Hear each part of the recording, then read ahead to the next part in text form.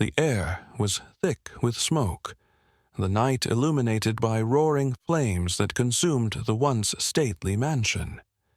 Ashes drifted like snow in the suffocating heat, and the distant crackle of fire mixed with the frantic shouts of people nearby. The flames clawed at the night sky, casting long, frantic shadows that danced like ghosts against the chaos. Inside, muffled screams pierced through the roar, a desperate cry for help. Elijah, a 12-year-old boy with worn clothes and bare feet, trudged along the edge of the road, carrying a small sack of scraps he had scavenged for his family. His day had been long and hard, as it often was, and the distant glow of fire caught his eye. He turned his head toward the commotion, his brow furrowing as he took in the terrifying sight of the burning mansion. At first, he thought to move along. Fires weren't his business, and what could someone like him possibly do? But then he heard it, a heart-stopping scream that sliced through the air. It was a woman, pleading for help, followed by the unmistakable cry of a baby. Elijah froze. His heart pounded in his chest. The rational part of him screamed to run and find someone else, someone stronger, someone who could help. But deep down, he knew there wasn't time. The cries were growing weaker, fading beneath the merciless roar of the fire. He clenched his fists and whispered to himself, "If I don't do something, no one will." Dropping his sack, Elijah sprinted toward the flames. As he neared the mansion, the heat slammed into him, suffocating and relentless. He hesitated at the doorway, staring into the fiery chaos within. The smoke stung his eyes, and every breath felt like inhaling needles. Still, he pressed forward. "Hello!" he shouted, his voice barely carrying over the fire. "Where are you?" A faint cry answered him, drawing his attention to a room on the left.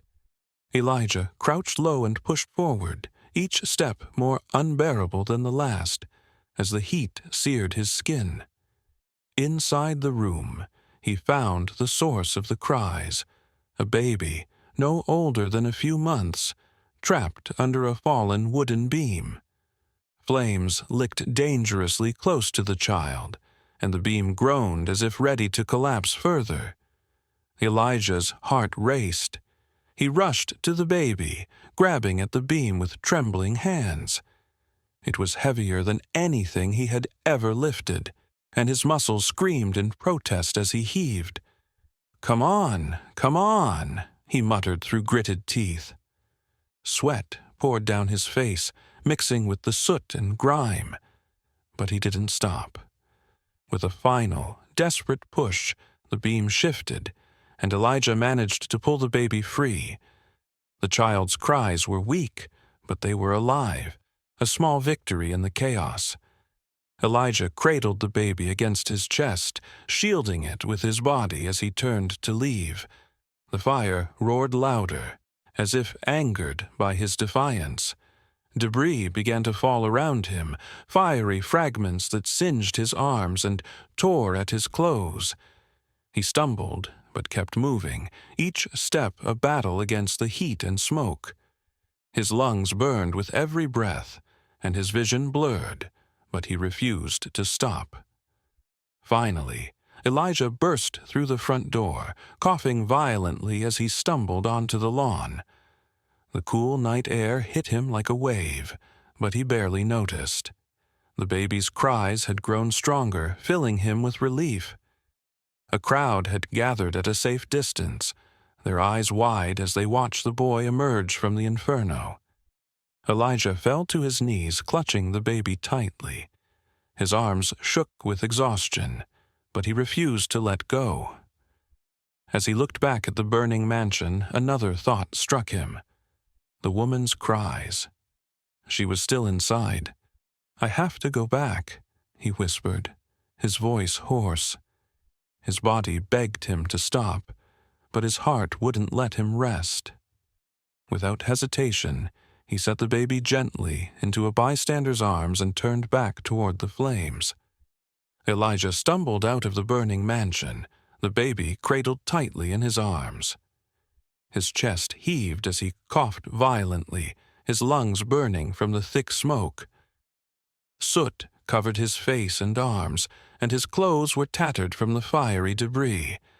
The crowd around him murmured in disbelief, some crying, others shouting praises for the boy who had risked his life. But Elijah wasn't thinking about the crowd. He was focused on the baby's cries, which grew stronger with each passing second. He fell to his knees, trembling with exhaustion, as a woman rushed toward him. Her face was pale, her forehead bloodied, and her ankle twisted unnaturally. She was the mother. "My baby!" she sobbed, collapsing in front of him and scooping the child into her arms. Relief flooded her face, but it was fleeting.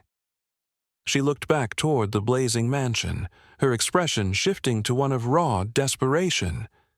"My husband!" she screamed. "He's still inside. Please, don't leave him." Elijah froze, her words hitting him like a physical blow. He had barely made it out alive the first time. His arms ached, his lungs burned, and his legs felt like they might give out at any moment. Fear clawed at him, whispering that he couldn't go back, that it was too dangerous. He stared at the roaring flames, the building groaning under the weight of its destruction. "I can't stop now," Elijah whispered to himself, glancing at the baby now safe in its mother's arms. The look in the infant's tear-filled eyes pushed him forward.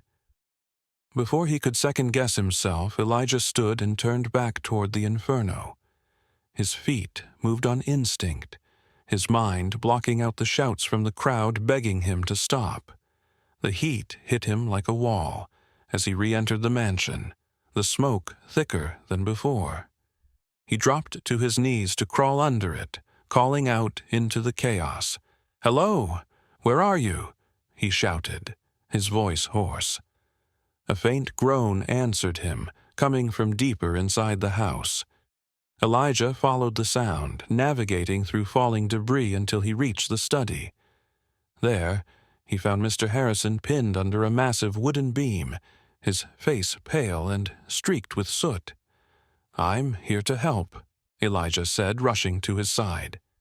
The man's eyes fluttered open, filled with disbelief and pain. "We're getting out of here." The beam was too heavy to lift. Elijah looked around frantically, spotting a broken table nearby. Using his small size and quick thinking, he grabbed a sturdy piece of wood and wedged it under the beam, creating a makeshift lever.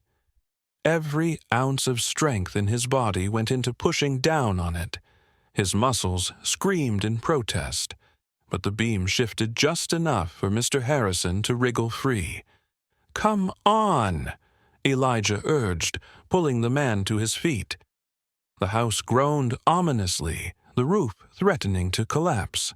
Supporting Mr. Harrison with one arm, Elijah led him through the smoke-filled halls, both coughing and stumbling with each step.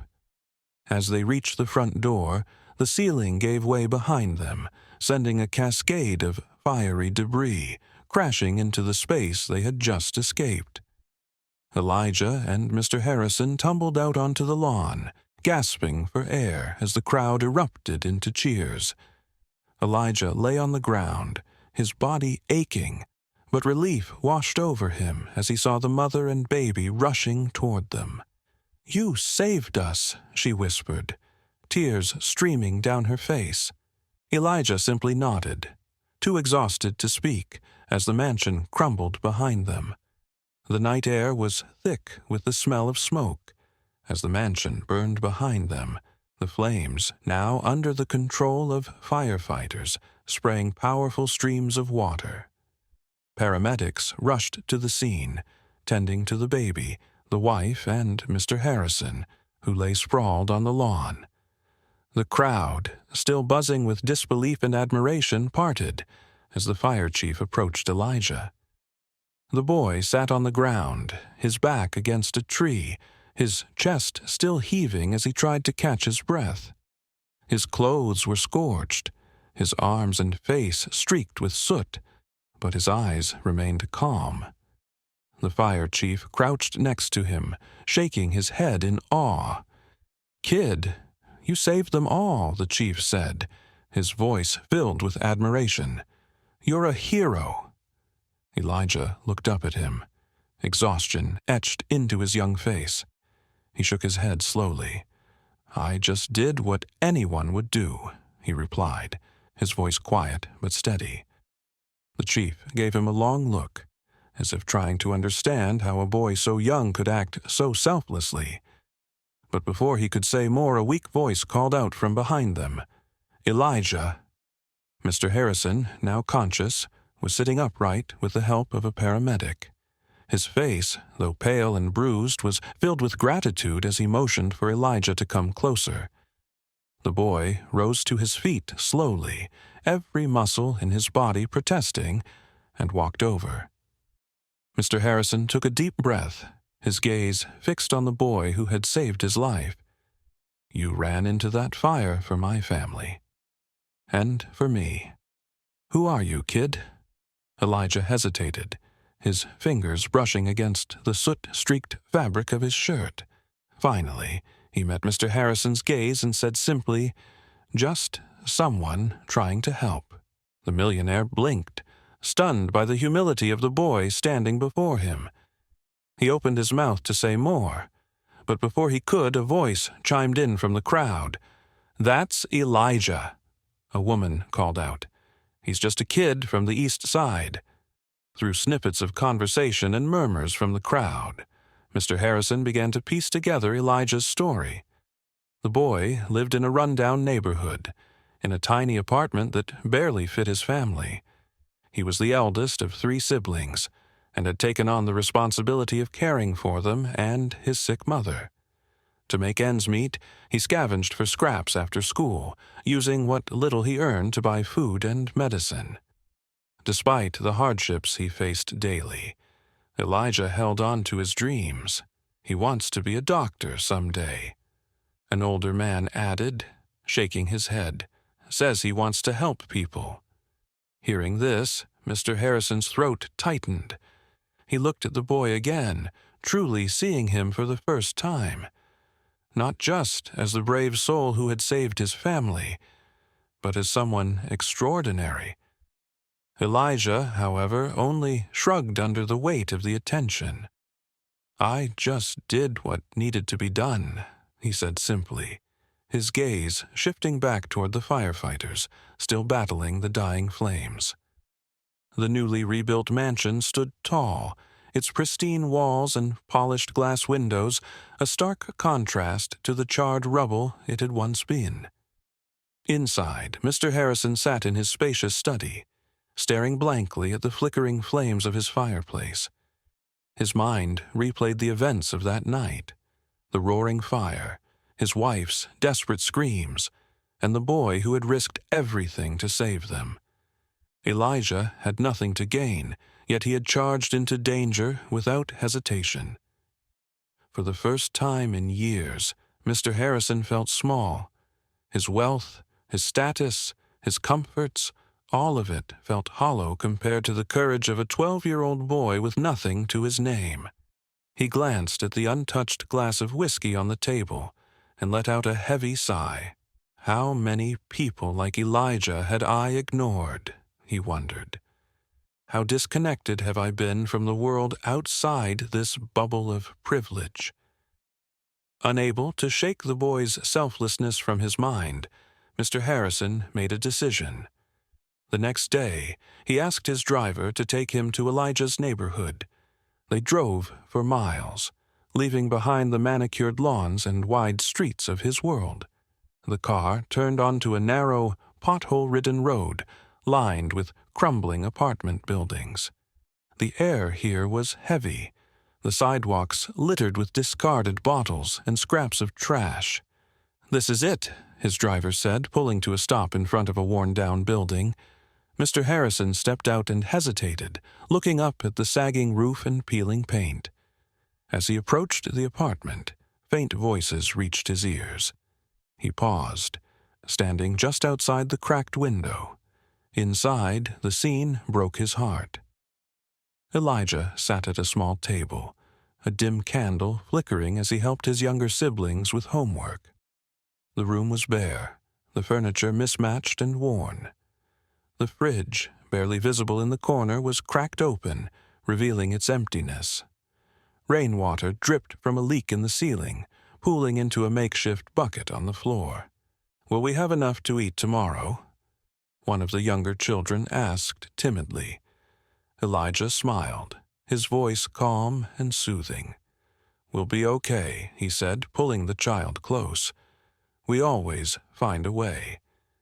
Mr. Harrison's throat tightened as he stood there, unseen. This boy, who had risked his life for strangers, was living in unimaginable hardship. Yet even here, Elijah exuded the same quiet strength and selflessness that had saved Mr. Harrison's family. For the first time, the millionaire truly understood how much he had taken for granted. He thought of his own children, how they'd never gone to bed hungry or worried about tomorrow.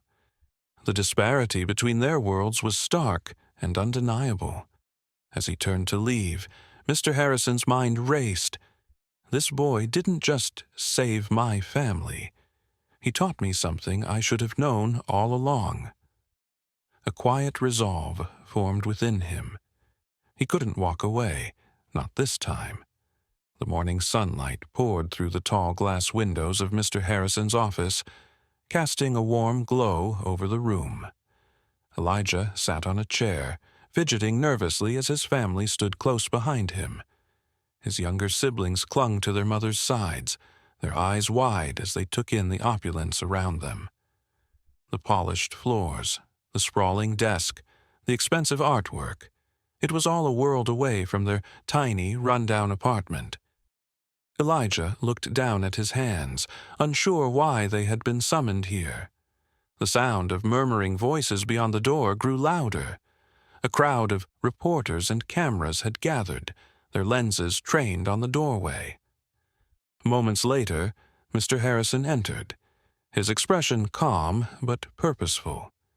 He gestured for Elijah and his family to follow him as he stepped toward the podium set up in the corner of the room.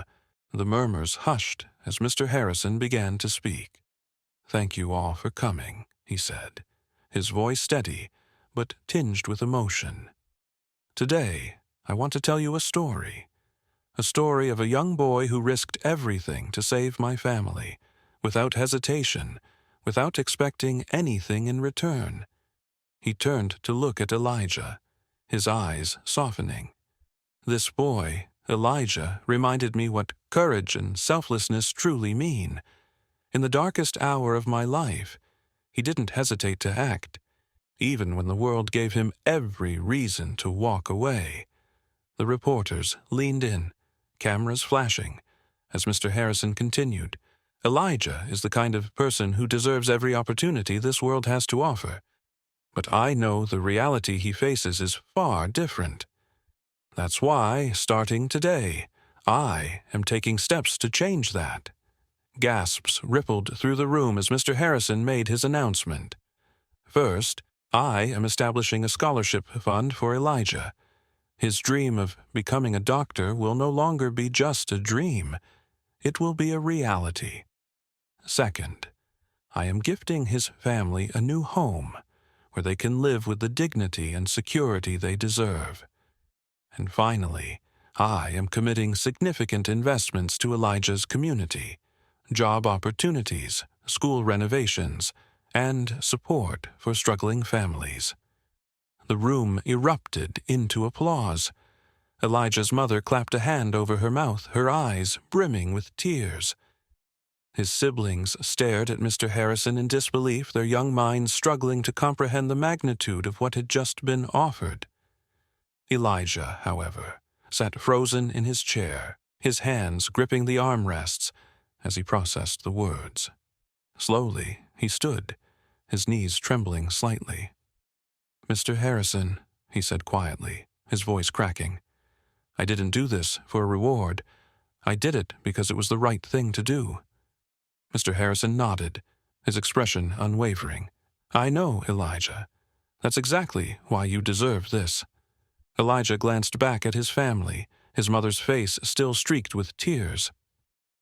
Then he turned to the crowd of reporters, his young voice steady despite the overwhelming emotions swirling within him. "If this means my family and others like us can have a better future," he said, "then I accept it. But this isn't just for me. It's for everyone who needs a chance." The cameras flashed wildly, capturing every word, every tear, every moment. Reporters scribbled furiously, eager to capture the story that had touched so many hearts. Mr. Harrison placed a hand on Elijah's shoulder and addressed the room once more. "This boy reminded me of something I had forgotten. Wealth isn't about accumulating. It's about building. And it's time I use mine to make a difference." As the press conference ended, Elijah's family gathered around him, their faces lit with hope and relief. Outside, the reporters buzzed with excitement, already calling it the story of the year. Elijah, still overwhelmed, glanced up at Mr. Harrison. "Thank you," he said simply, "for believing in us." Mr. Harrison smiled. "No, Elijah, thank you, for showing me what truly matters." Elijah's life changed forever after that fateful day. With the scholarship fund Mr. Harrison established, he was able to attend the best schools, no longer weighed down by the struggles of his past.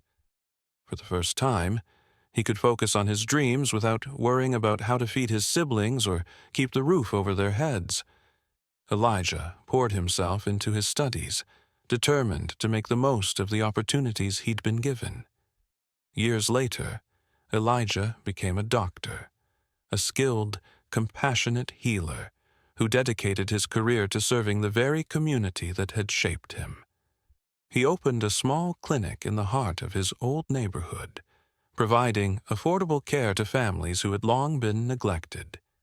For many, Elijah wasn't just a doctor, he was a symbol of hope. Patients often told him, "You're proof that people like us can make it." Despite his success, Elijah never forgot where he came from.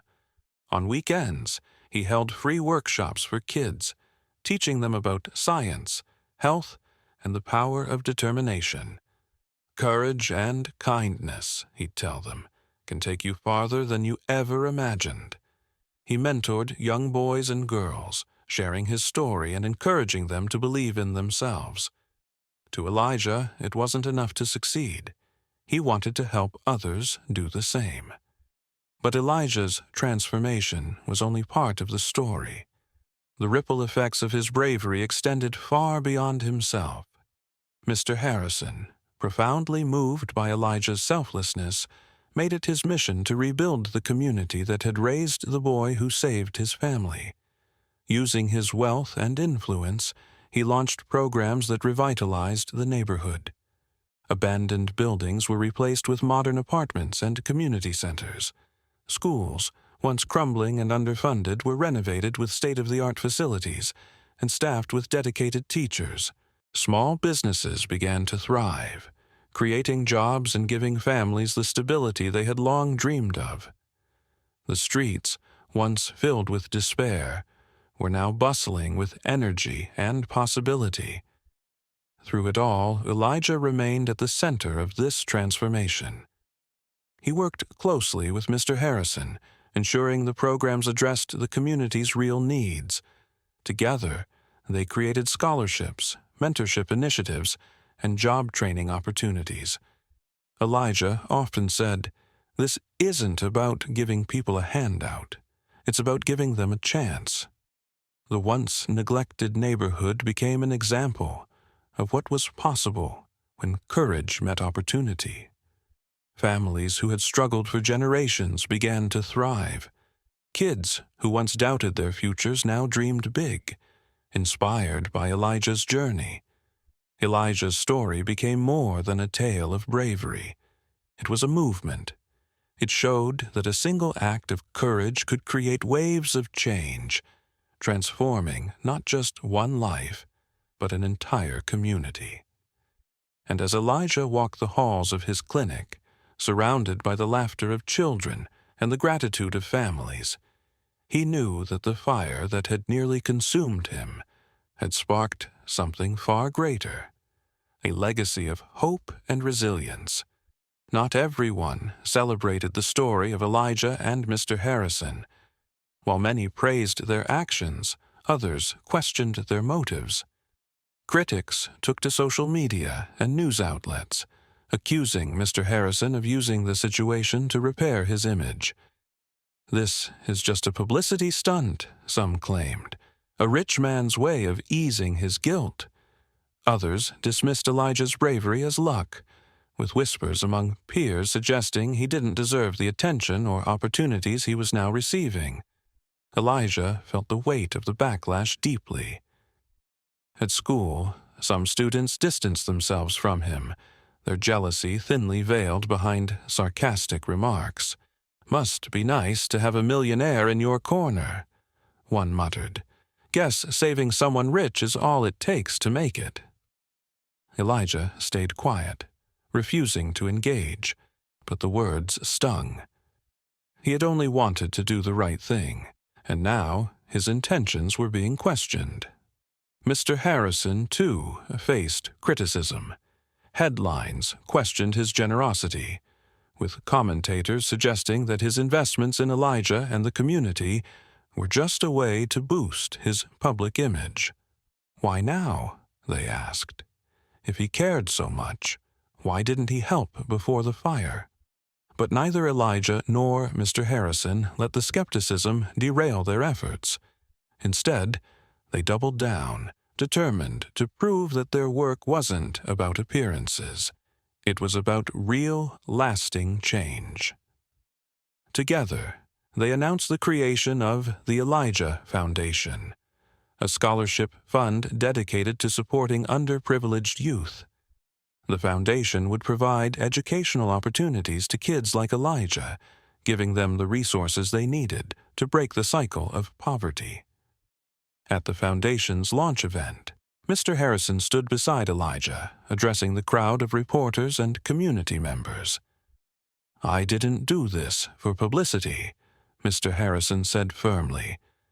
"I did it because this young man reminded me of what it means to live with courage and purpose. Elijah showed me that one person can make a difference, and it's my responsibility to ensure that others like him have the chance to do the same." Elijah, though nervous, spoke next. "I didn't run into that fire because I wanted attention or rewards," he said, his voice steady, despite the cameras flashing in his face. "I did it because it was the right thing to do. If this foundation means more kids like me can have a better future, then I'm proud to be part of it." The sincerity in their voices silenced many of their critics. As the foundation grew, its impact became undeniable. Dozens of scholarships were awarded in its first year, and countless students from struggling neighborhoods gained access to better education and brighter futures. Elijah and Mr. Harrison made regular visits to schools and community centers, ensuring the funds were being used effectively and directly addressing the needs of those they served. Over time, the skepticism faded, replaced by admiration for their unwavering commitment. Elijah's peers began to see him not as someone lucky, but as someone determined to use his opportunities to lift others. The partnership between Elijah and Mr. Harrison became a symbol of what was possible when courage and privilege came together to create change. Their actions spoke louder than the words of any critic. Together, they proved that this wasn't about fame or fortune. It was about transforming lives. The sun shone brightly on the bustling crowd gathered outside the gleaming new hospital. The building stood as a beacon of hope in Elijah's old neighborhood, its pristine walls and modern architecture, a sharp contrast to the struggling streets he had once called home. Elijah, now a grown man, stood at the podium in front of the hospital, his white coat pressed neatly over his shoulders. Beside him stood Mr. Harrison, older but still dignified, his eyes filled with pride. Elijah looked out at the crowd, taking a deep breath before he spoke. "Years ago, I was just a scared boy, standing in front of a burning house," he began, his voice steady but filled with emotion. "That night, I didn't think about the future. I didn't think about what it would mean for me. All I cared about was saving a life." The crowd listened in silence, their eyes fixed on him. "What I didn't know," Elijah continued, "was that saving a life would change my own forever. That moment taught me something I've carried with me ever since. Courage isn't about not being afraid. It's about doing what's right, even when fear tells you not to." Elijah paused, his gaze softening as he looked at the faces of children and families who had come to see the hospital's grand opening. "This hospital isn't just a building," he said. "It's a promise that no matter who you are, no matter where you come from, you deserve care, dignity, and opportunity." He gestured toward Mr. Harrison. "This wouldn't have been possible without someone who believed in my potential when I didn't even understand it myself. Mr. Harrison didn't just invest in me. He invested in all of us. And because of that, this community is thriving." Mr. Harrison gave a small, humble nod, and the crowd erupted into applause. Elijah stepped back from the podium, overwhelmed by the love and pride emanating from the people who had come to celebrate this moment. Later, as the ceremony ended, Elijah walked through the hospital's bright, clean halls. Patients and doctors bustled around him, the air filled with the hum of healing and hope. He paused in front of a plaque mounted near the main entrance. The words etched into it brought tears to his eyes. Elijah ran his fingers over the cool surface of the plaque, his heart swelling with gratitude. He thought back to that night, the fire, the fear, the desperation. He had no idea then that his act of courage would lead to this. But even as he reflected, Elijah remained humble. This wasn't about glory or recognition for him. It was about what his bravery had set in motion, the opportunities created, the lives saved, the hope rekindled in a once-forgotten neighborhood. As he walked toward the exit, he stopped to speak with a young boy waiting in the lobby.